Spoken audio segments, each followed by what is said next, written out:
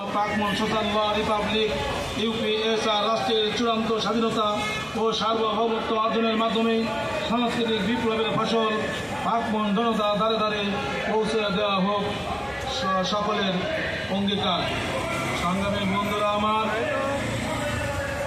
আমি ইতিপূর্বে আলোচনা করেছিলাম পাকমন পিপলস পার্টি যে জনগণ আইন করবে সরাসরি তিন ভিত্তিক ঐতিহাসিক, সাংস্কৃতিক এবং বিজ্ঞান ভিত্তিক। আজকে আসে ৩৯তম সাংস্কৃতিক বিপ্লব সূচনা দিবস।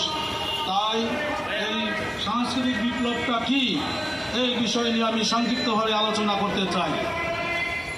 সংগ্রামী বন্ধুরা আমার, সাংস্কৃতিক বিপ্লব হচ্ছে ভাষা, শিক্ষা, ধর্ম এবং সভ্যতার আমূল সংস্কার। ভাষাতে বলা হয়েছে এখন থেকে ৭.৫ কোটি বছর আগে পদ্মা, কর্ণফুলী, মেঘনা, যমুনা নদ নদীগুলোর সৃষ্টি হয়। এই নদ নদীগুলোর অববাহিকায় মানুষের মুখে মুখে ফিরে যে ভাষার সৃষ্টি হয়েছিল তার নাম ছিল প্রাকৃতজন ভাষা। এই প্রাকৃতজন ভাষাই হচ্ছে পাকমন ভাষা সংস্কৃতি। এই ধারাবাহিকতায় ১৯৭৮ সালে ২৮শে ডিসেম্বর পাকমন পিপলস পার্টি প্রতিষ্ঠা লাভ করেছে। শিক্ষা, বর্তমান শিক্ষা ব্যবস্থার আমূল পরিবর্তন করে সপ্তম শ্রেণী থেকে অনার্স কোর্স চালু, অর্থাৎ এককমুখী অবনৈতিক শিক্ষা ব্যবস্থা চালু এবং সপ্তম শ্রেণী থেকে প্রত্যেক বিষয়ে শিক্ষানবিশ ভিত্তি চালু এবং কর্মসংস্থান শুরু। ধর্মতে বলা হয়েছে যেহেতু পাকমন পিপলস পার্টি আধ্যাত্মিকভাবে গণতান্ত্রিক পদ্ধতিতে কাজ করে, তাই আধ্যাত্মিক নিয়ম অনুসারে ১৪০০ হিজরি সাল পর্যন্ত মহান আধ্যাত্মিক ধর্মীয় নেতা হযরত মুহাম্মদ সাল্লাল্লাহু আলাইহি সাল্লামের শাসন ক্ষমতায় অধিষ্ঠিত ছিল।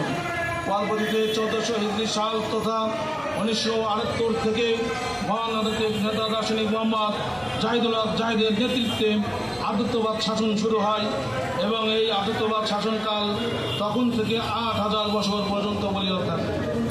সভ্যতাতে বলা হয়েছে ১৯৭৮ সাল থেকে পাকমন সভ্যতা ও সংস্কৃতির সৃষ্টি হয়েছে তথা পদ্ম, কর্ণফুলী, মেঘনা, যমুনা, পাকমন অববাহিকায় পাকমন ইউনিয়ন ইউপিএসআর রাষ্ট্র প্রতিষ্ঠার কার্যকাল শুরু এবং পাকমন সভ্যতা সুপ্রতিষ্ঠিত করার আধ্যাত্মবাদ শুরু।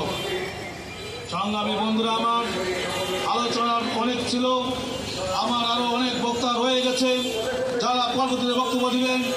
আমি আর আলোচনা দীর্ঘায়িত না করে আমার বক্তব্য শেষ করছি। পদ্মা, কর্ণফুলী, মেঘনা, যমুনা, পাকমন তোমার আমার ঠিকানা, সমুদ্রে হিমাচল পাকমনের সীমানা। পাকমন সমাজ